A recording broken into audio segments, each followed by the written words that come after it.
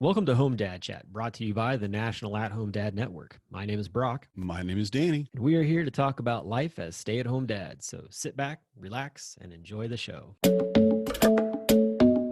No, I don't want much. I even love handmade crafts made of macaroni. Come on now, you should know me. Times I might eat too much. No worry about my weight, got the dad bod rocking on me. Sketches on my feet, cargo shorts look good on me. I'm a dad, that's what I do. Well, hey there, Danny. How are you doing, buddy? What's up, B? I'm all right. I'm all right. How are you? I'm good. We've got a blurry screen in our midst as part of our adventures tonight. It looks like what we gonna have a guest on tonight. I think we have guests. We do. We don't really. I don't know. It's kind of like, some people are chosen family and other people are guests. Like if somebody comes to your house, they're either family, chosen family, guest, or like yard family. Sure. And I think he'd be chosen family at this point. I think he's moved past guest. I would probably let him rifle through my refrigerator. Sure. I would second time. I don't let anybody. First time, you're always a guest at the house. Second Sure. time, your family, get your own stuff. I'm not, no, cups are over there, That first time, you want to kind of make him feel welcome. But he's been around so long, I kind of feel. Yeah. It's all good. There's the kitchen. Get you cook something. In fact, go do a thing. Go impress me. the refrigerator's in there. Go get something. Right. Yeah. So of course we are talking about the one and only Jonathan Heisey-Grove, aka El Presidente, aka JHG, and we're gonna have him on the show, and we're gonna talk about who he is, how he ticks, and all of the just ins and outs of who this guy is that's heading up the organization. Right. Just draw that curtain back and look at the wizard, see who's actually back there. Is he a wizard or is he a puppet? I'm not sure. I'm a real boy. Oh shoot. But anyway, yeah, we're gonna have a fun time talking to JHG. Also, along with that, just curious, man, how are things going up north? Has Old Man Winter landed on you, or is it still pretty nice up there? Yeah, it's still nice. Actually getting the final mow of the yard in tomorrow, letting most of the leaves fall. Last year I was a bagger and I realized I hate bagging and I don't have a trailer to take all the clippings anywhere. And it's so much that so I'm a mulcher now. So I'm gonna do my final mulch and cut tomorrow probably, and I'm gonna empty the gas out and set it up, just put it all away. But if I'm wrong and have to go back in there later, I'd rather do that than have to go out into the workshop when it's 4 and have to try to drain the gas out of the lawnmower and all that. So, well, I'll just say this, me, I love my TikTok. And I learn a lot from TikTok. And what I learned is that actually it's really good for your soil and for your trees and plants to just enjoy those leaves decomposing over time. So don't freak out too much about those leaves and everything, because in all honesty, like it's just replenishing. Yeah, I can't even say the word. You know what I'm saying? I do. It's just helping to feed those things, especially your trees. Like that's how they continue to grow. So. And leaf litter works for both birds and pollinators. It's fantastic. I have to say, I'm going to admit this is a dad faux pas, all puns intended, that I hate lawns or hate having a lawn. You can have a lawn. Anybody have a lawn. I don't want one. And I'm keeping the backyard as a lawn so the kids can play back there. And Marnie really enjoys it, but she's like, you can do whatever you want in the front yard and the side yard. And I'm like, okay, rocks and a fire pit, a bunch of native plants, and just no, I'm not doing any maintenance for here. That's where I wish we were holding this conversation, is around a fire pit, honestly. That's all I gotta say. I wish that there was a way to do that. Virtual fire pit. That's exactly what it needs to be. Anyway, so we won't stall any longer. We'll just have a quick break here, and then we'll bring on the man, the myth, the legend, and talk with him a little bit further. So we'll be right back. Become a member of the National At-Home Dad Network, an organization focused on providing advocacy, community, education, and support. Connecting with households where dad is the primary caregiver of the children. We do this through our webinar and podcast series, mental health support groups, regular online social events, as well as our annual convention.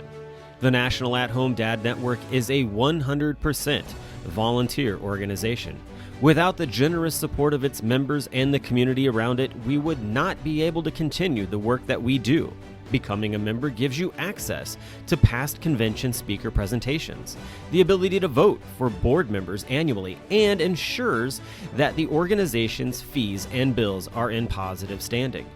Oh yeah, it should not go unmentioned that there is some cool swag headed your way if you decide to become a member. For only $35 a year, your membership provides you with the exclusive content only we can generate, and you'll be supporting an organization that benefits families all around the country and world. By advocating for them, offering them community, providing education and guidance, and supporting them to grow in their parenthood journey. And one last thing, if you contribute $500 or more, you will become a lifetime member.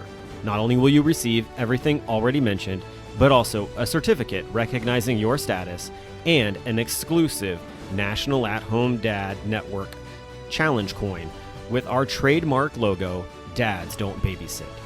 So, what are you waiting for? Become a member today. All right, and we're back. And of course, as we were saying, we have Jonathan Heisey-Grove, aka El Presidente, and what we all call him, JHG. And man, I'm glad to have you here. We've talked about doing this, but I'm glad glad to be here finally. I know, and I'm glad that Danny has been able to basically launch this passion project to bring board members on.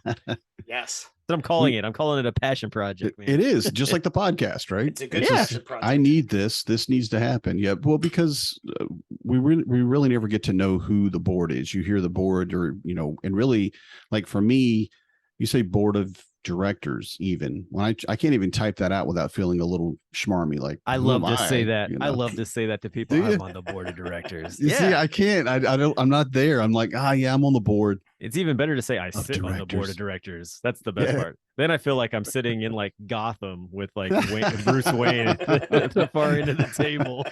Commissioner Gordon. Yeah. What do you think? Well, actually, guys, I think we should do this. And everybody looks at you like, no, you've never thought a crime in your life, have you? What were you thinking?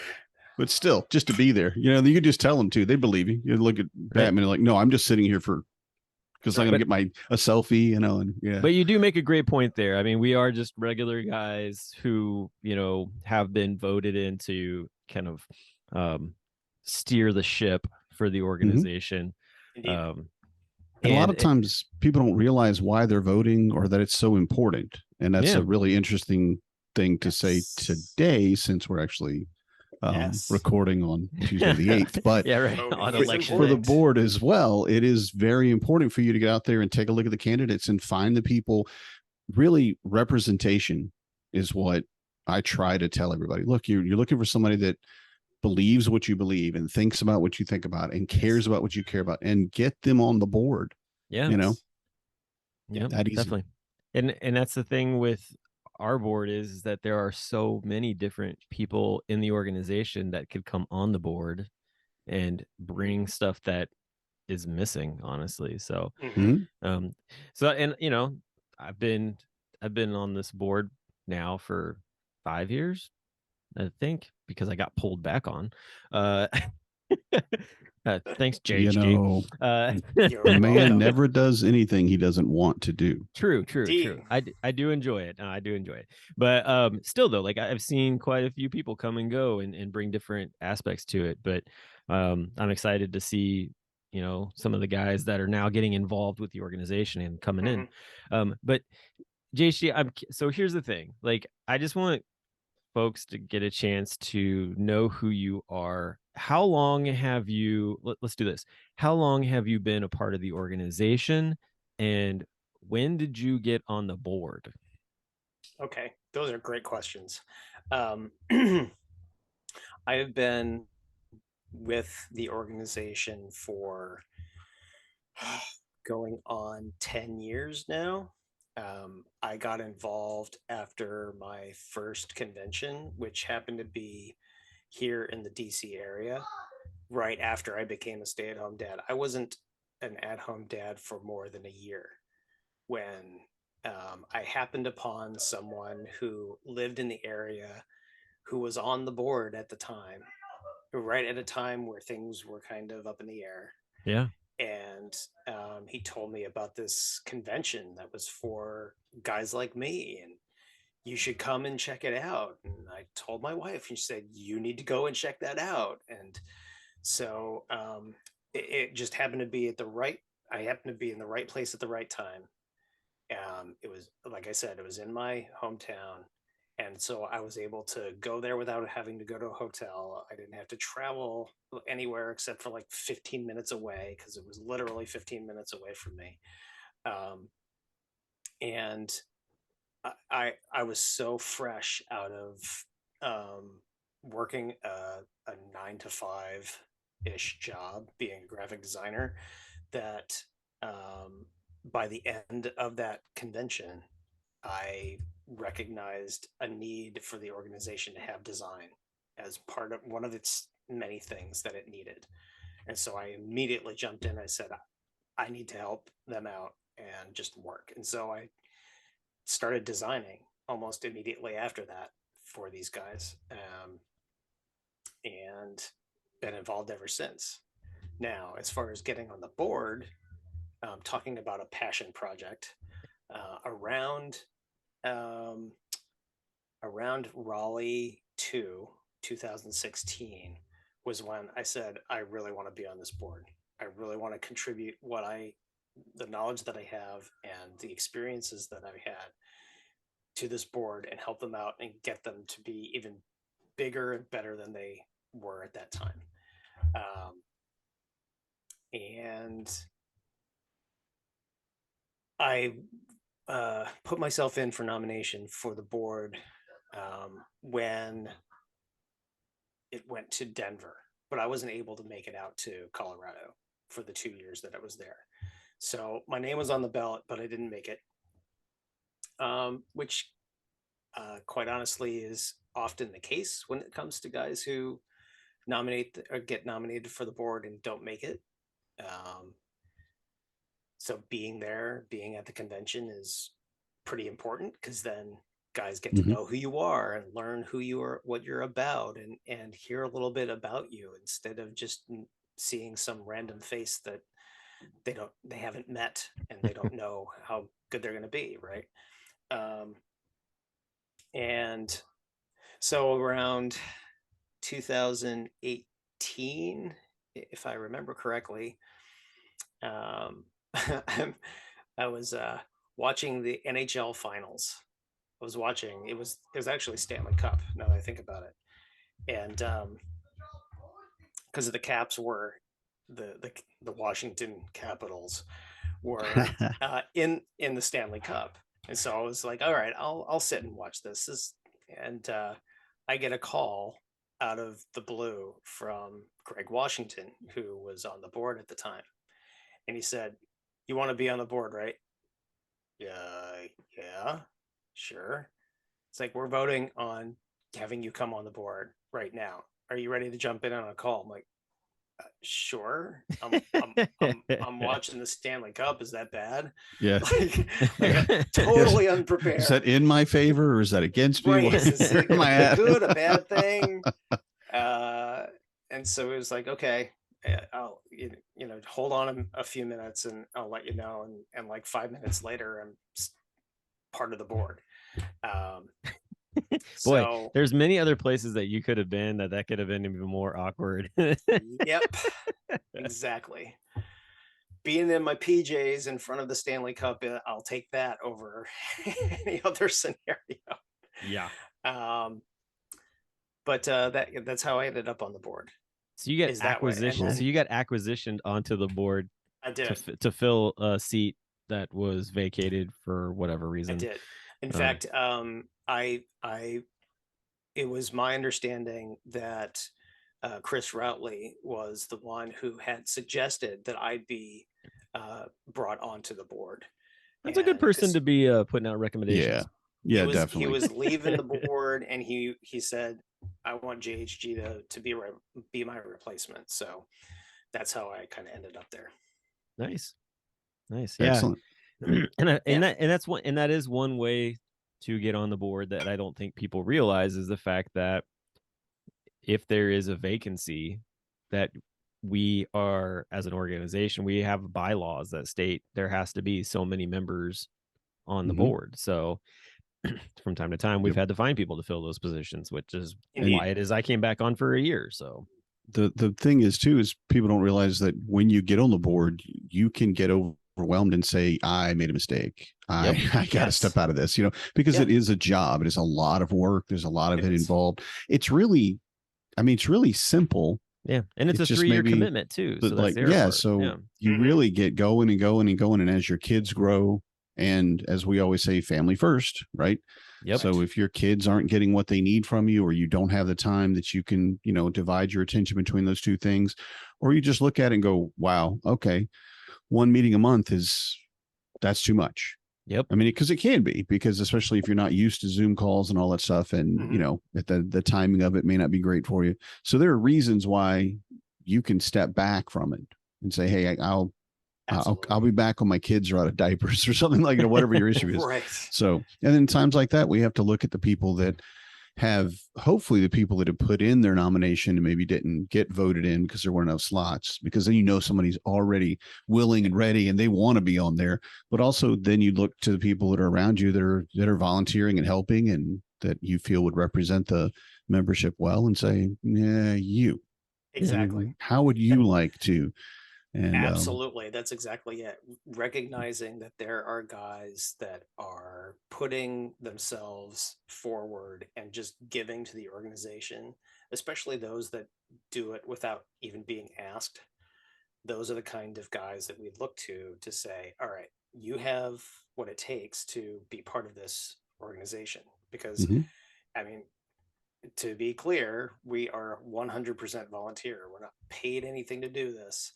So this is, for all of us, it's kind of like a passion project in a way. We are helping this organization become better for the next group of dads that come down the line, because not everybody stays. Most everybody goes and ends up transitioning into the next phase of their life with their kids, with their families. And so we don't often see a lot of the guys that either come to convention or part of the chats and the groups reappear. Sometimes they don't reappear for a while. Yeah. There are a few there are a few exceptions. Al Watts being one of them. He has been on board with everything for as long as I've been part of the organization. And that kind of legacy member is really important for this group, because it ties back to some of the core beliefs and the core reasons why we are the kind of group that we are. Yep. Yeah, definitely. But having new guys coming in and being parts of the little things or the bigger things, that is what makes this group stronger and viable for the rest of the guys that are out there that aren't quite sure of where they are in this world. Where do they sit as an at-home dad? Where do they sit as the primary caregiver in their home? How, what is their function in the larger group? Right. Well, and I feel like that's something that you see too with guys who they come to the convention, or they just have interactions with folks through Discord or Facebook or whatever. Yep. And they're like, "Oh, you're on the board," and like it turns into this whole like you get put up on a pedestal really quickly sometimes with it from other people, and you're like, "Well, wait a minute, hold on here," like, or even just held at arm's length, kind of. That too. Yeah, you there's get definitely that more than a pedestal. I felt like, oh well, should we say that? I mean, you're on the board. So what? I mean, it's just not Right. It's Right. and it's difficult though, because again, and this is why I wanted to do this series, I guess, for lack of a better word, is so that we can understand. Look, no, these just in this case, all three of us are board members, and yeah, you just don't hold us at arm's reach and don't put us on a pedestal, and just kind of we're regular dads. Yep. So speaking of, I would like to ask how many kids you have and how old they are. I have 2 kids. They are 15 and 9, going on 10 in about a month. He's a 12 baby. Nice. Yeah, there's a whole story there. But 2 kids, one's a sophomore in high school, and the other is a 4th grader. Mm-hmm. I didn't Cool, realize cool. that you had that your youngest was my son's age. I guess I didn't realize that, because Hezekiah will turn 10 in February. So Yeah, yep, that's cool. really close. Marcus will turn 10 in January. Oh Look at my! that. There we go. That's what we're doing. What? Any of you guys that don't have 10-year-olds at the beginning of the year, we feel bad for you. Get the That's double right. digit, the Not double part digit of the kids. elite group here. I'll tell you what. The one Right. thing that I forgot, because I mean, I think it's one of those deals where it's like, for you when you're 10, it's one thing, but when you become a dad and then you have a kid that's getting ready to turn 10, you forget how special double digits are, kind of deal. Oh Mhm. yeah. That was the Oh, thing yeah. that was very eye-opening to me this year, was all the birthday invitations for like, oh, come to my 10-year party. I'm like, what is the deal with these birthday parties? And it's like, oh wait, double digits. Yeah, okay, that is a big birthday. All right. Yeah. Like, we're gonna have to do something because we haven't done really any kind of big birthday parties with the kids, honestly, where their friends got to come hang out. So this will be the Mhm. first time Oh yeah. that's gonna happen. So yeah. And it's at an appropriate time. Like before that, your kids, I mean, you can have family over and stuff like that, but Right. even up to 7 and 8, they're still, I mean, they're not exactly the most social people in the world. True. So it's kind of like you maybe have one friend or whatever that they want to, but they're very, very stuck in their own world, as they should be. But then when you get to 9, 10, you start looking at, oh no, I have friends now. I go They're to school. a crew. They Yeah, are a it's crew. bingo. Friends. Yes, Squad is up, and they've created a group of friends that Yes, they have. they count on and they can call on Mhm. and will invite to things, versus that 7, 8-year-old where you're kind of like, well, you should probably invite them too. Yeah, And have to exactly. add them to the list. Yeah. Right. Yeah. Yeah. And So- it'll be people they see every day. I mean, I've Right. had my kids like, well, this is the person you sit beside every day Yeah. on the bus. They are in your class. Don't you want? And they'd be like, oh, yeah, I guess so. I'm like, Sure. what? Dude, Sure. you talk about them all the time. What is the problem? Where's the disconnect between? But it's just kind of like I don't know, just the way kids react around, like you said, around the people around. They Well, just don't get they're it. still trying to figure out their, how to function socially. Mhm. Like they're just learning it. They're just being so. Fun fact, I'm a classroom monitor now. As we're talking about that transition into another life, that I'm Mhm. starting that at this point. So I work as a classroom monitor at my kid's school, and I get to see those social dynamics play out. It's a kindergarten to 6th grade school, and so you can literally see Wow. between the grades Yeah. where the social constructs are starting to form. Oh yeah. That 3rd grade and 4th grade is where they really start to find their groups and their cliques. And out on the playground, especially when they get out and they're free, you see those sort of things form. Because by 5th and 6th grade, they are definitely got their groups. They know Yeah. who their Oh, friends yeah. are. They're definitely separated out. And it's fascinating. It's fascinating to watch that the Mhm. degrees of that evolution of kids and how they form those relationships. Right. Because when you're a kid, you're not thinking about any of that. So you're on the No. inside, and all of the moving parts are taking place. When you get to the point where you're a parent and you're on the outside observing it, like a people watcher, you're like, Yep. wow, like I didn't realize that's how that took place. And of course, too, like there's some parts of it that are archaic, like have never changed in how like friends kind of develop. But then there's other sides of it with technology and stuff nowadays that you're just like, holy cow, what's going on here? So yeah. Well, my youngest, he has a friendship with someone from preschool that has sustained over time, because we would still get them together once they were not in preschool anymore. But then even with COVID, they would get a chance to get online and play video games and things together. And so they've kept that bond of friendship together through everything else. That's Um, awesome.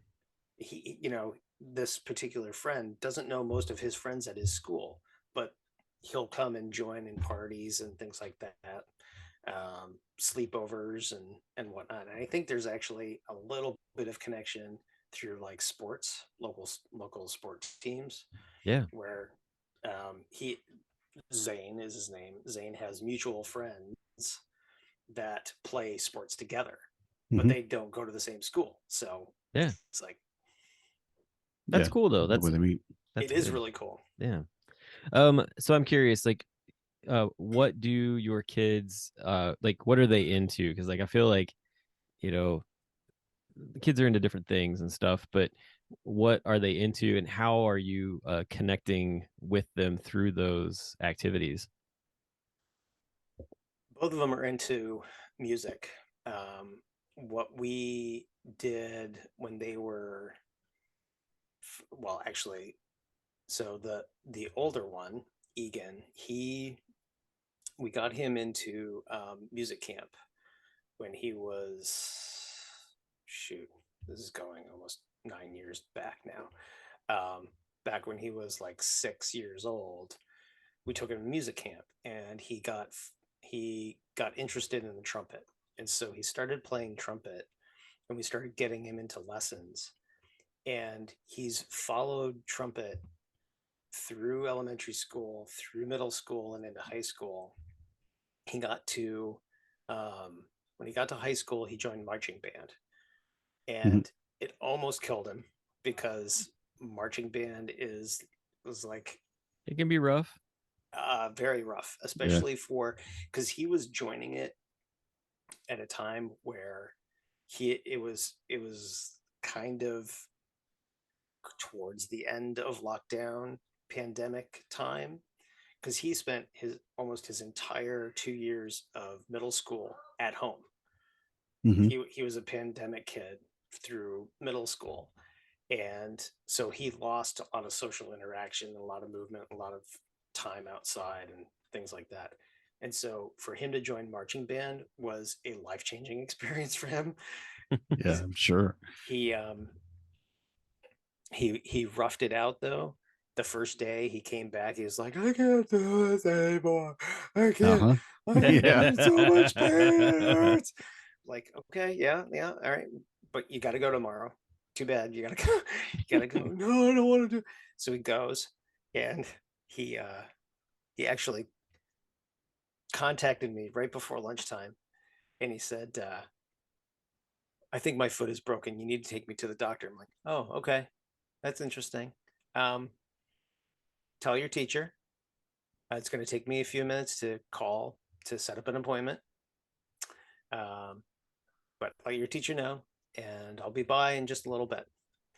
And so I show up about 20 minutes later, drive up to the school, and of course, he's walking to the car. Broken foot. Yep. His broken foot, and his band instructor. And before I even uttered a word, his band instructor said he's going to stick it out. Good. He's decided he's going to stick it out. He's not he understands that he's not the only one that's gone through this, that it's hard at the beginning, but he's gonna stick it out for the rest of the day, and then tomorrow will come and we'll take things from there. I'm like, cool. Got right back in the car and went home. Yep. And there are some elements of band camp that, like, to me, like, there are elements of band camp that match elements of boot camp, because it's the same thing. You're like, But unfortunately in boot camp, you don't have the ability to call home and say, I need to go. It was, like, yeah, Or you can tell the DI that. right. I'm sorry, sir. Please let me leave, sir. Oh yeah. I'm gonna stand Sure, on you in the sure. mud. Sounds good. No, the first week it was 8-hour days on your feet, and then the second week it was 12-hour days on your feet. Ooh. a So lot of marching. yeah, it's a lot of marching. It was a lot of moving. It's a lot of just standing in place because Mhm. you're having to learn how to just stand still and In a not parking move. lot in the sun. And it was, yeah, Yep. it was like upper 90s Oh kind of yeah. heat. It was awful, but he stuck through it, and as a result of him sticking through it, he kind of never looked back from it. And so I was like all in, 100%, 150%, whatever he wanted to do, whatever he needed to get himself through the marching band um and through the season, we were all in. And so we Good, followed good. that passion for him.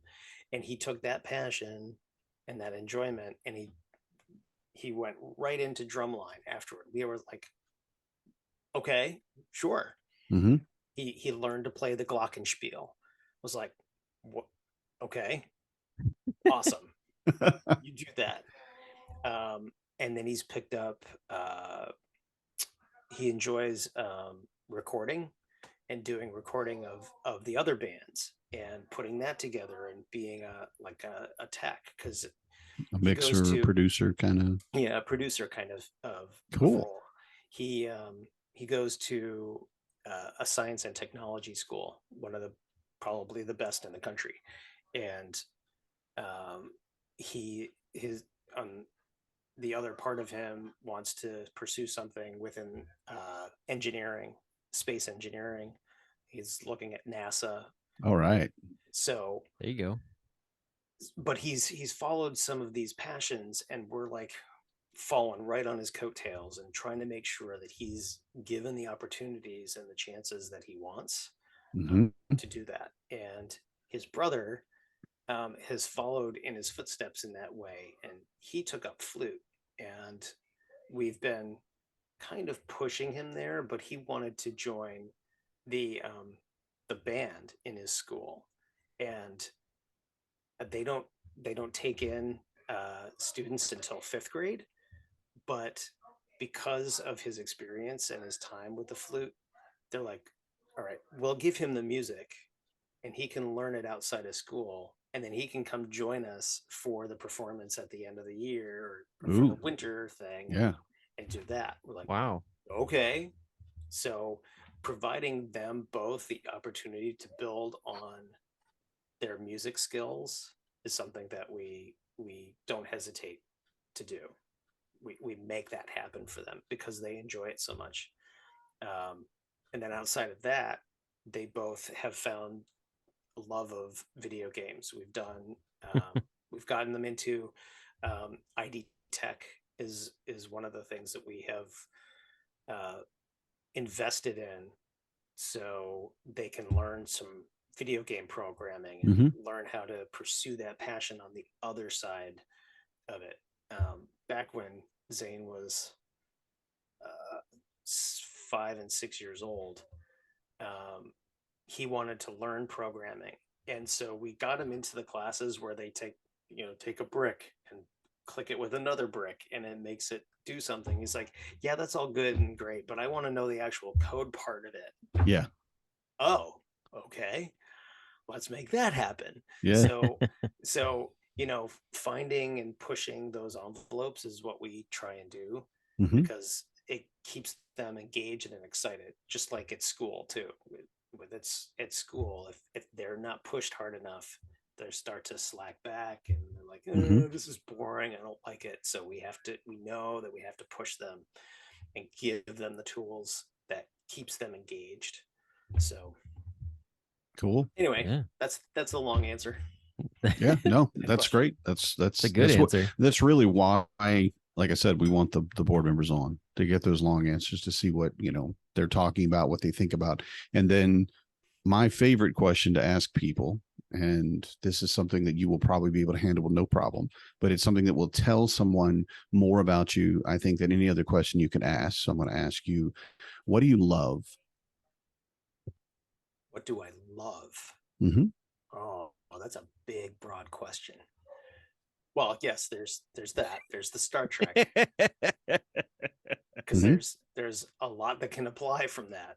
Um, peace and Do you long love life. Star Trek? Do you love sci-fi? Do you? Peace and love life. Peace and long life. Live long and prosper. Mm-hmm. So there's, what do I love? I love Star Trek. I love sci-fi. Um, I love music. Ooh, your Um, music selection. Go with that. oh, so my my youth in my youth I was influenced by Van Halen. I had a friend who had Van Halen 1984, and I'd never heard anything like it because with Mm-hmm. my conservative parents, that was like one of the like devil's music, I guess, in their head, and so I got exposed to Van Halen, and it kind of snowballed after that.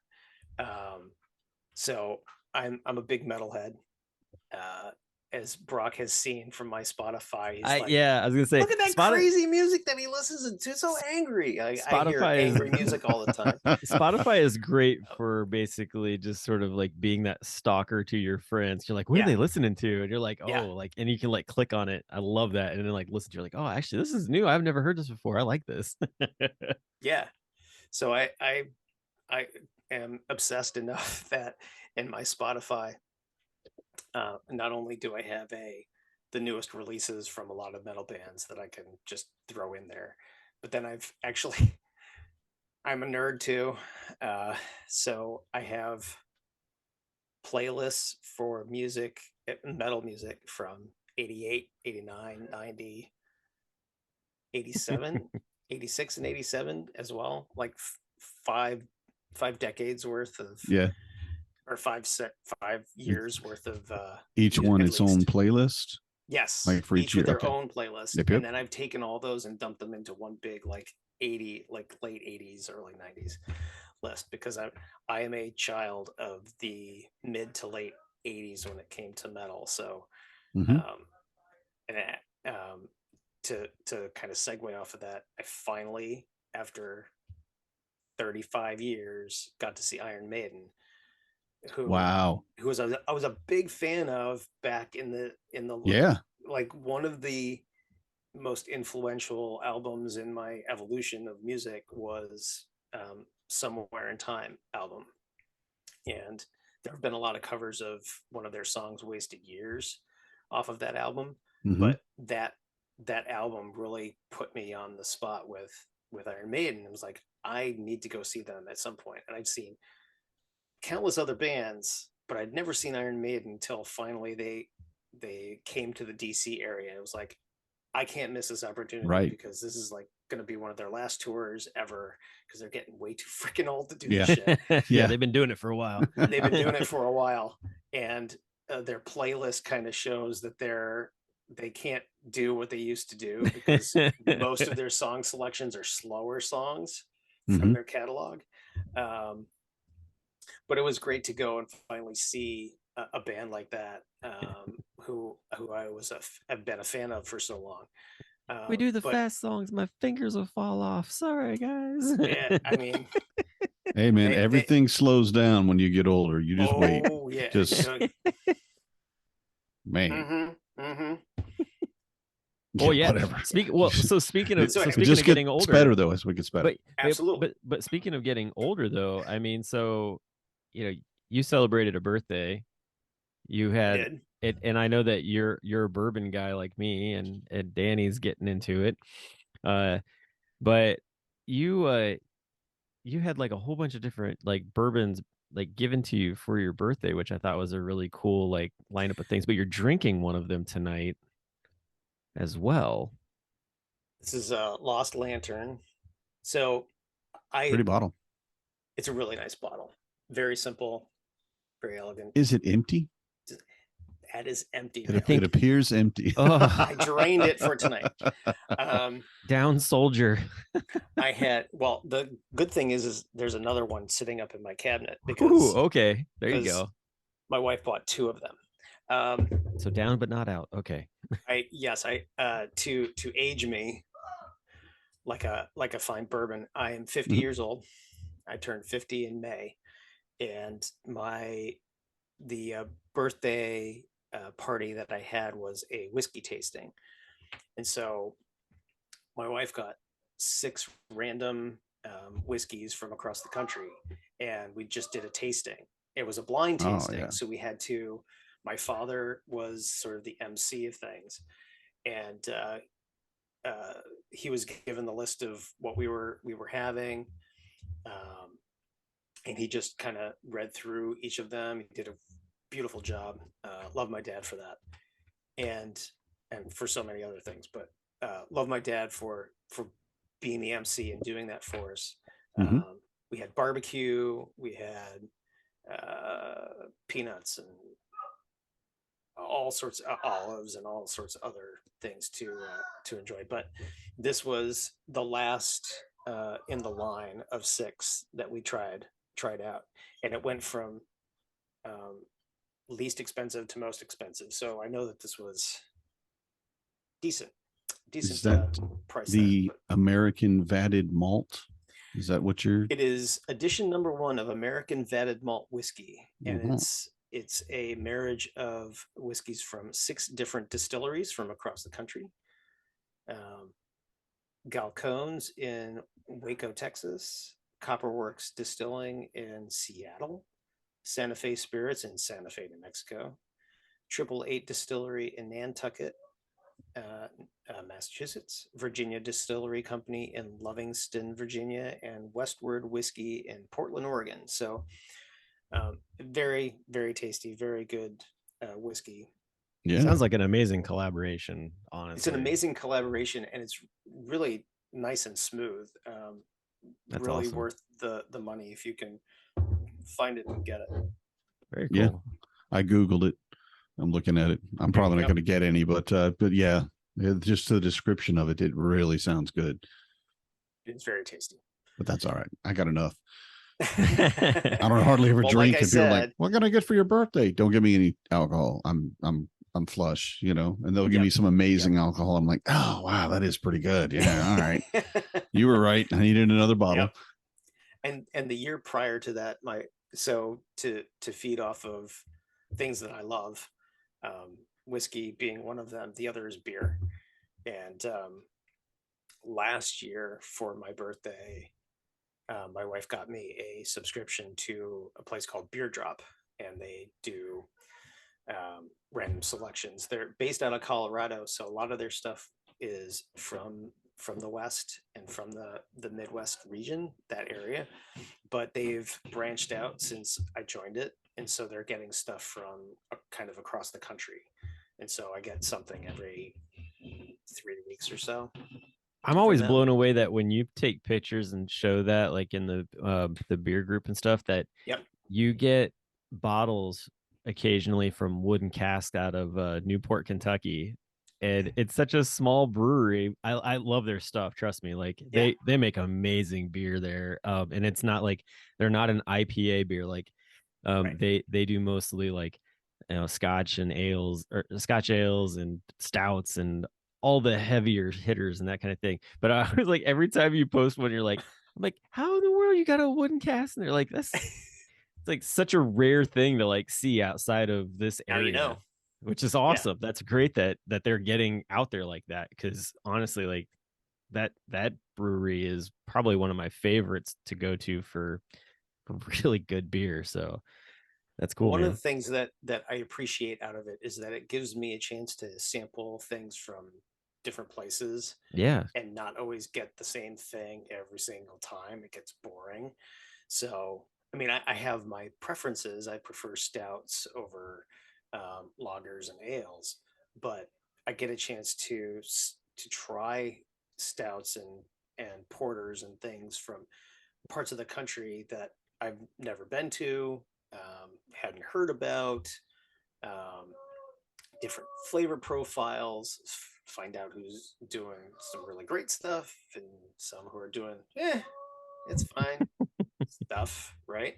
Um, and it's very rare for me to find something that I don't like. So often in the uh, beers for all group, um, you don't usually find me saying, "Oh, this is bad," because Yeah. people put so much love and effort into a lot of this stuff that it's hard to say it's just terrible unless it's really terrible.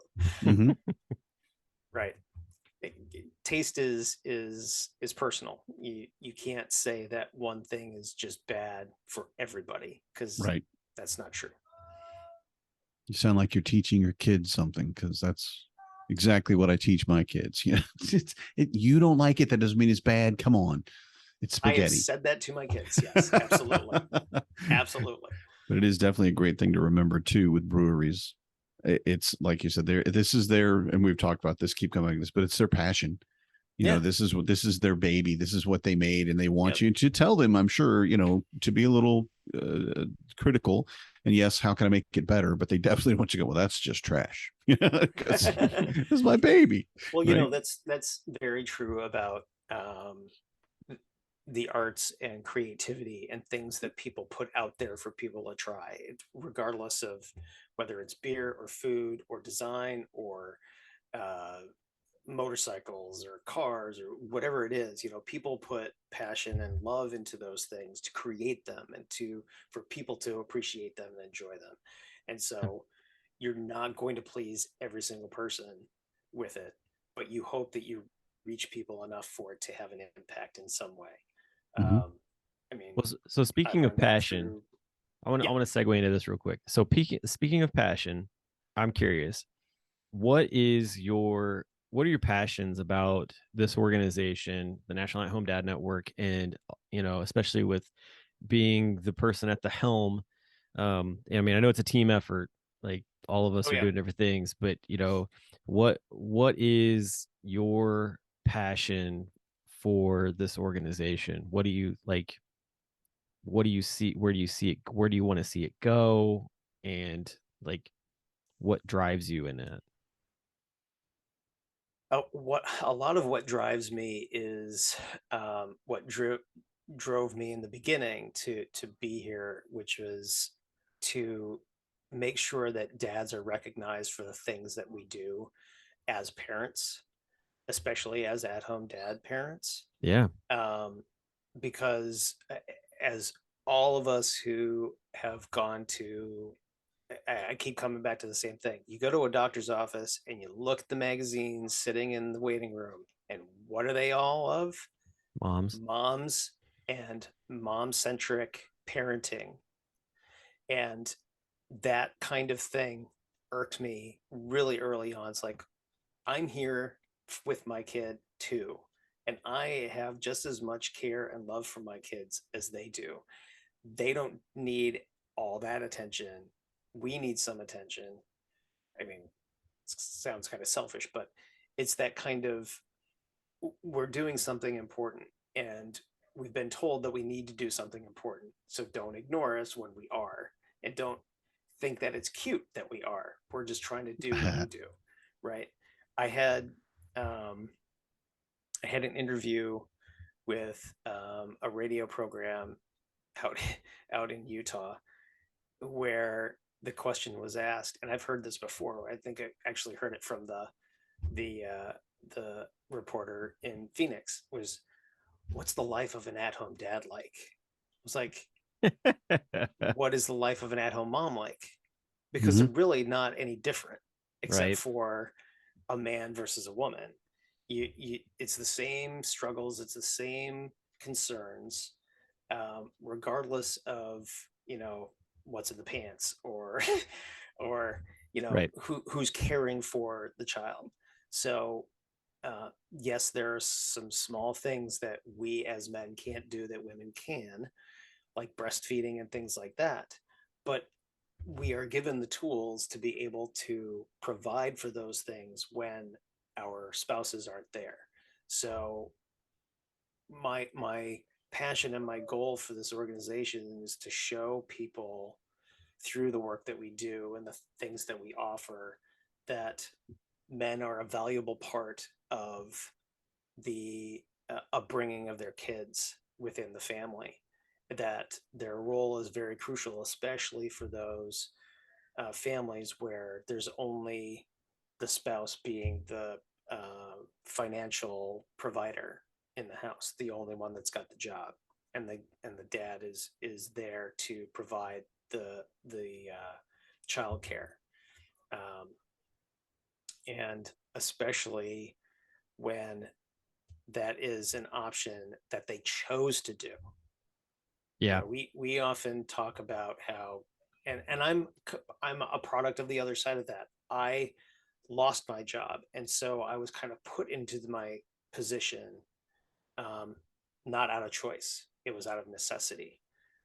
Whereas there are dads out there, they have a conversation with their spouses about, this is a choice that we are going to make as a family together, and so um, I'll be here for the kids while you do do the job of supporting the family financially. And so often that is missed, that a guy is choosing to do that. They think that a guy is just thrust into it, or they are Mm-hmm. babysitting, and they're not actually performing the functions of parenting at a 100%. So I would like to change the perception of dads as being good caregivers and being competent and capable of of child rearing, Yeah, because we Mm-hmm. are. definitely. I feel like though that a lot of that view has started to come into play over the years. In the 10 Commercials. years since I started, yeah, since I've Yeah. been exposed to this organization, it is definitely changed. We're Yeah. seeing that change. Yeah, I mean, like I said, like commercials and TV shows, and also too, like you have media outlets that are reaching out and bringing dads on for different things. Yes, I I it's always like, starting to shift. yeah, I mean, the whole segment that was done a few years ago with the Today Show and really getting Mhm. a chance to put the organization in the spotlight was just an amazing opportunity that I think opened a lot of people's eyes. It I would was, agree with I that. feel like Yep. it was like, I feel like it was like the right time, right place for when it happened too, because it was like right after that aired, the next thing that happened was the pandemic. And, Yep. we were trying to figure out how do we do a convention, and, we pivoted to It's an true. online convention, and we had all these guys who we didn't know, had like no contact with, who were like, hey, like, I'll come to this one day conference, and got Yeah. plugged into the organization, and just it continued to grow. And so it's, I don't know, like, yes, there's definitely plenty of space to continue the change, but I love that it is happening, and it isn't as abrasive as it was prior to 10 years ago. Well, yeah, and I think that's also as a result of generational change, that Yes. the dads that are coming up now have a instinctual need to be more engaged at home with the family because of the upbringing that they had, and they wanted to see that change. And Yeah. Mm-hmm. that's part of what my goal was as being an at-home dad, was to change the way that, and improve upon the upbringing that I had, and and give my kids the things that my parents didn't give me and my father didn't give me, as a parent, and making sure that my kids know that I am engaged in what they are doing, and have concern for their well-being and love them unconditionally as a result of, regardless of who they are, not as a result, but regardless of who they are, like we were talking about earlier, following their musical passions and making sure that they have the ability to pursue those things instead of forcing it on them Yeah. Mm-hmm. is really key. um, I love music, and I enjoy singing, and I enjoy tone, and I all those things. And part of that is a result of my parents putting me through piano lessons. And then after the piano lessons, my freshman year of high school, my father made me take freshman choir. And I resented him for it because I didn't want to do it. But I did it, and I learned something from it. And I learned better intonation. I learned how to sing better as a result of it and have a better appreciation of music. But I hated the fact that he drove me into it Hmm. because Yeah. I probably wouldn't have pursued it. I would have kept pursuing arts and illustration and things that I was into at that point. And he was insistent that I learn something musical, and you had to do Hmm. it. And so out of rebellion, I stopped doing things musical after my freshman year in high school. Um, but I didn't want that to happen for my kids. And I want them to, if they decide that, you know what, I'm done with flute. Okay. You Yeah. know, we got to find something else to fill that gap, but we're not going to force you to keep playing an instrument you don't want to play anymore. Yeah. He decided that he wanted to, Zane decided that he wanted to pick up viola and learn how to play the viola. And so it was like, Violin's okay, better, but viola's good. yeah, right. Um, so we're letting him pursue that and learning how to play it because he's interested in that. You know, Yeah. everything Awesome. comes full circle Uh, eventually. Yeah. And like you said, it's the passion of it. It's what they're going Right. to enjoy. Forcing a child to do something, you have to do it sometimes. There are Mm-hmm. certain things like your dad honestly pushing you to go into the music lessons and to stick with that. Honestly, I feel like even though you resented it at the time, that was one of the that was a good thing for him to do that. Yes, Because it was it was. exposure and it was, in your unwillingness and, that notwithstanding, because you're kids, kids just, Right.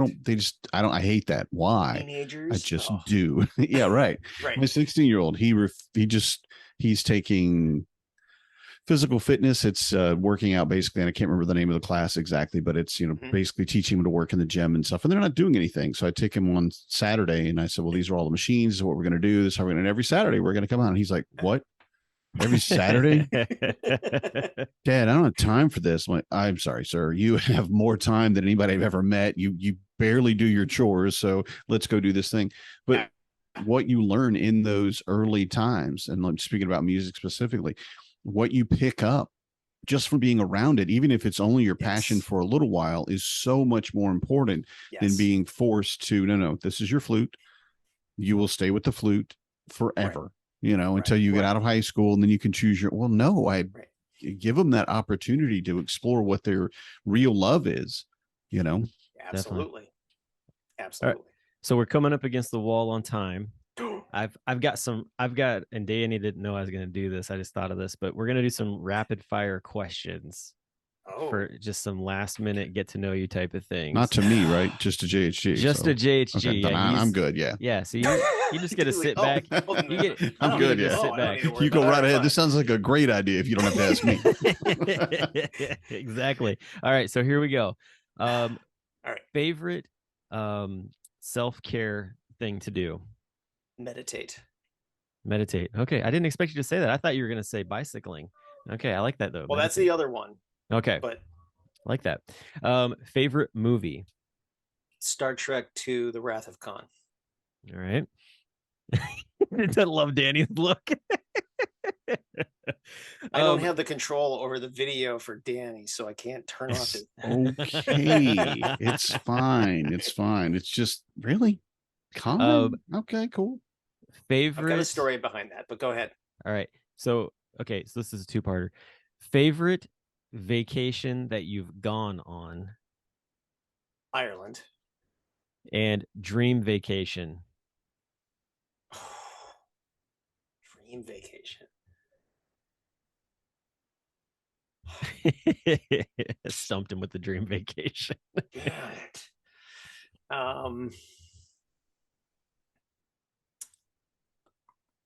Probably a bicycling tour of somewhere in Europe. Ooh, I like that. I like that a lot. There you go. Nice. And then go to music genre when it's just you in the car. Oh, well, I go two places right now. One is metal. If I'm in a good, like in a like a really crazy, like Uh-huh. no holes barred mood. The other is like meditative, like soundscape kind of stuff. All right. And the last question, what album would you choose for your like to listen to? That's kind of vague. Do you mean Like, okay, like what if you only had one album to listen to for the rest of your life, or you just off the top of your head, which would be the one that you would want to listen to right now? All right, let's put it this way. Okay. We'll go back to this. So you've got a collection of CDs sitting on your passenger seat that you can reach to.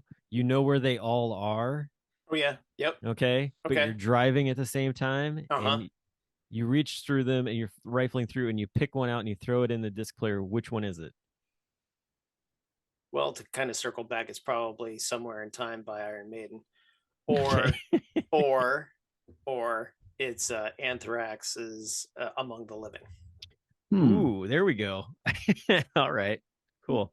That's all I got for questions on that. I thought that would just be fun to just kind of throw those in there. I like that. That's cool. We're gonna do that to all the other guys too. So Yeah, you we're you gonna get to be prep the first them, guinea right? pig. We're gonna tell them, ahead of time. We're gonna A If little they bit, watch this, yeah, then they've already prepped. tell them that's. we need a dad joke too. We should do that. Oh, That's the there you thing. go. Do you have a go-to dad joke that you usually use? And now that you're in the No, schools and everything now? but it's kids are too random to throw dad jokes at them. Oh well, yeah, that's true. And you have to really do the play on words like when they're not expecting it. You can't just like, hey, Yes. you want to hear a joke. You have to be, Right. you have to drop it in, and then they're like, wait, did you mean to do that? And you're like, of course. Yes. Yes. Swear. True. So I like I was saying, like, so part of my time at school is lunchtime. So I have to contend with let's see, second, third, fourth, and some of sixth grade. And Okay, so so you have the those older kids. dynamics Okay.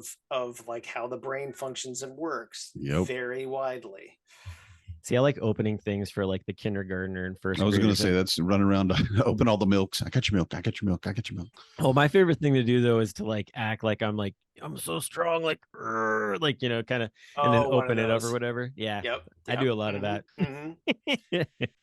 See, Oh shoot. see the kids. So one of the things that I've done is one of the things um, when I first went to the lunchroom, there's the actual woman that is there for the entire lunch period, and she's got an apron, so she's got all the things that the kids could possibly need, like I need a fork, I need a napkin, I need a straw, I need ketchup, Nice. things like that. They're all in her apron. So when I first started, when kids would ask for something, I'd be like, all right, I'll be right back, and I have to go to the other end of the cafeteria, go grab it, and come back. And so I said, screw this, I need an apron. And before I got an apron, the lady who works there was gone for a day, so I took over, and so I was wearing her apron, and it was one of those regular over the around the neck and down the Mhm. front, and some like shamrocks or something like that. And I put it on, and the kids just like kind of lost their mind. Are you Mrs. Ivers? Are you the new lunch lady? And but then I would get the other questions, like, or the other comments like, man, boys don't wear aprons. But oh, no, we're not going there. Yeah. We're not going there. I There know are some pretty plenty cool of dudes men. that wear aprons. Yeah. There are plenty of men who are famous chefs who wear Mhm. aprons, and they were like, what? No. Like, yeah, they do. Yep. So Go watch many Master Chef or that kind of stuff. yeah, exactly. So I went and got an apron, and I wear it during my lunchtime. And now it's like they don't even, it doesn't phase them anymore. Mhm. But that, those initial shock moments are a teaching moment to say, it doesn't matter whether you're a man or a woman, boy or a girl, you can do anything if you really want to do it, if you want to pursue it. So Definitely. you can wear an apron if you want to. You can, play on a baseball team as a woman. You could Do your nails. You can do your nails. Paint your nails. Exactly. Absolutely. Definitely. So, anywho, Well, I digress. No, that's great. JHD, thanks for coming on the show and just sharing a little bit about who you are and what makes you tick. I've honestly, Sure. it's always fun talking with you. Hopefully everybody that was listening got to know a little bit more about you. And honestly, like, you're in Discord and all the other different areas. So if anybody listening to this has questions for you, I'm sure that absolutely hit me up. Throw them at him, man, because yeah, definitely. But thank you so much for coming on the show. And yeah, man, I look forward to just seeing where the board takes the organization over the next few years. And yeah, I'm really looking forward to my last year and to help you guys keep moving forward and upward like we have been. It's been a great time doing it too. So thank you guys for having me on. I appreciate your taking the time to listen to me blather. So definitely. Well, hey, everybody else, we'll talk to y'all next week. So have a great week, and we'll talk to you again real soon. Good night, everybody. I'm a dad, that's what I do.